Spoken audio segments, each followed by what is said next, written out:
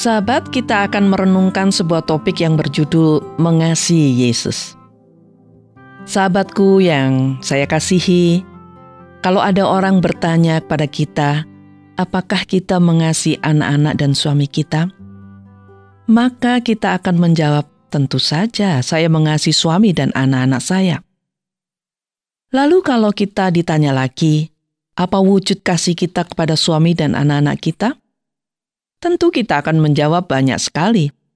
Wujud kasih kita kepada suami bisa berupa pelayanan kita kepada suami, seperti menyediakan makanan dan minuman, mencuci, setrika bajunya, dan masih banyak lagi. Kita dengan mudah dan dalam banyak hal membuktikan wujud kasih kita kepada suami dan anak-anak kita. Karena setiap hari kita merawat, mengasuh anak-anak kita. Setiap hari kita mengurus suami kita juga. Sahabat, kasih kita kepada suami dan anak-anak tidak bisa diragukan lagi. Kita bisa membuktikan kasih kita kepada anak-anak dan suami dengan mudah. Dan perbuatan kasih kita sudah dirasakan oleh suami dan anak-anak kita. Lalu bila kita sekarang ditanya, apakah kita mengasihi Tuhan Yesus? Apa wujud kasih kita kepada Tuhan Yesus? Perbuatan kasih apa yang sudah kita berikan kepada Yesus? Nah, apa jawaban kita? Kita mungkin menjawab, ya tentu saya mengasihi Yesus, karena Yesus juru selamat kita.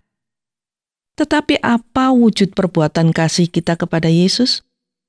Apakah kita sudah melakukan perbuatan kasih kepada Yesus dalam hidup ini? Sobat, sebelum kita melihat diri kita sendiri, apakah kita sudah mewujudkan kasih kita kepada Tuhan Yesus atau belum? Saya akan menceritakan sebuah kisah tentang seorang wanita bernama Maria Magdalena yang diambil dari Alkitab, dalam kitab Injil Matius, Markus, dan Yohanes. Nama wanita ini sangat kita kenal, apalagi pada hari-hari menjelang Paskah dan kematian Tuhan Yesus. Mengapa Maria Magdalena begitu dikenang dan sangat terkenal? Apa yang dia lakukan kepada Yesus sehingga ia menjadi tokoh yang sangat terkenal di jagat ini, secara khusus bagi orang-orang yang percaya dan mengasihi Yesus? Sahabat yang dikasihi Tuhan Yesus, menjelang hari-hari kesengsaraan dan kematian Yesus, Maria Magdalena mendatangi Yesus dengan membawa minyak wangi. Setelah ia bertemu Yesus, ia langsung menangis dan membasahi kaki Yesus dengan air matanya. Kemudian ia menyeka kaki Tuhan Yesus dengan rambutnya. Selanjutnya, ia mencium kaki Yesus serta meminyakinya dengan minyak wangi yang ia bawa. Murid-murid dan orang-orang yang melihat apa yang dilakukan Maria itu merasa aneh. Mengapa wanita itu memboroskan uangnya dengan membeli minyak wangi yang mahal untuk meminyaki kaki Yesus? Hal kedua yang dirasakan aneh adalah mengapa Yesus mau diminyaki oleh orang berdosa seperti Maria. Mereka mempersoalkan itu kepada Yesus. Tetapi, apa kata Yesus? Yesus mengatakan bahwa Maria Magdalena telah berbuat kasih kepada Yesus. Pertama, Maria Magdalena membasahi kaki Yesus dengan air matanya sendiri, kemudian menyeka kaki Yesus dengan rambutnya sendiri.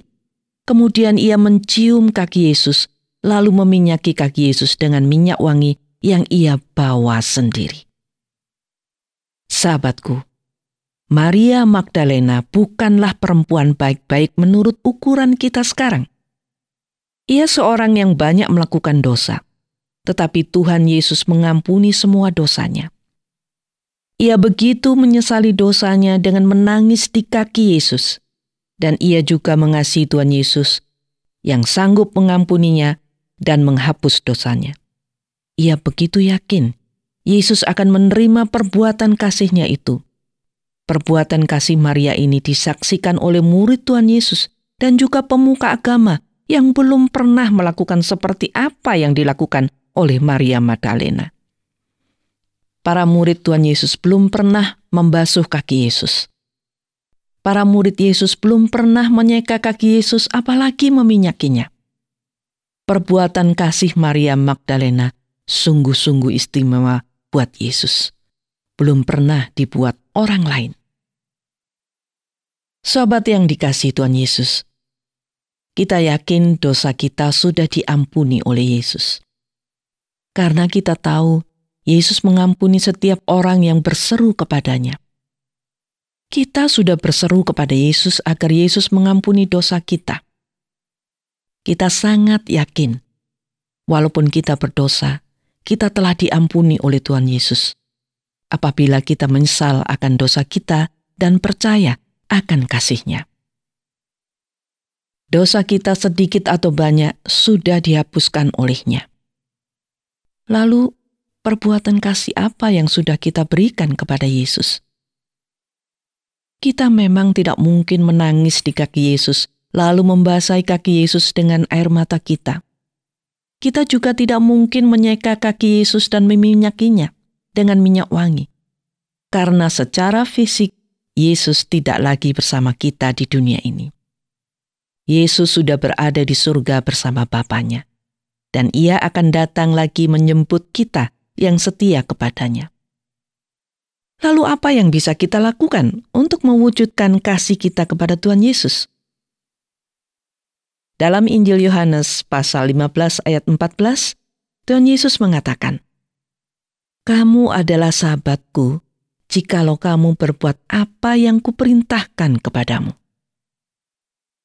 Jadi, bila kita ingin mewujudkan kasih kita kepada Yesus, yang adalah sahabat kita harus melakukan semua perintah-Nya. Semua perintah Yesus bisa kita baca dalam kitab-kitab Injil. Setelah kita tahu perintah Yesus, maka kita bisa melakukannya dalam hidup ini. Bila kita melakukan perintah Yesus, maka kita sudah mewujudkan kasih kita kepada Yesus. Sahabatku, bila kita merasa sudah melakukan perintah Yesus, jangan berhenti melakukannya. Bukankah kita rindu agar kasih kita kepada Yesus tidak akan pernah berakhir?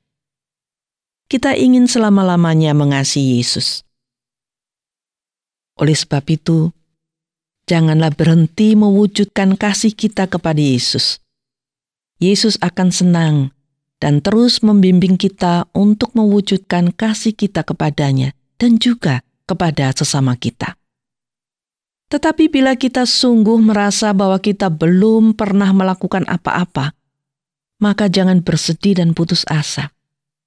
Tuhan Yesus selalu memberi kesempatan kepada kita. Dan kesempatan itu mulai dari sekarang. Sekarang kita bisa mulai mencari tahu apa saja perintah-perintah Yesus. Dan mulailah melakukan satu demi satu. Tuhan Yesus selalu menunggu kita merasakan perbuatan kasih kita kepadanya. Perbuatan kasih kita akan menjadi minyak yang wangi yang meminyaki kaki Yesus. Perbuatan kasih kita akan menjadi air mata yang menyeka kaki Tuhan Yesus. Dan perbuatan kasih kita akan menjadi ciuman kita kepada kaki Yesus yang mengasihi kita terlebih dahulu. Tuhan memberkati kita semua.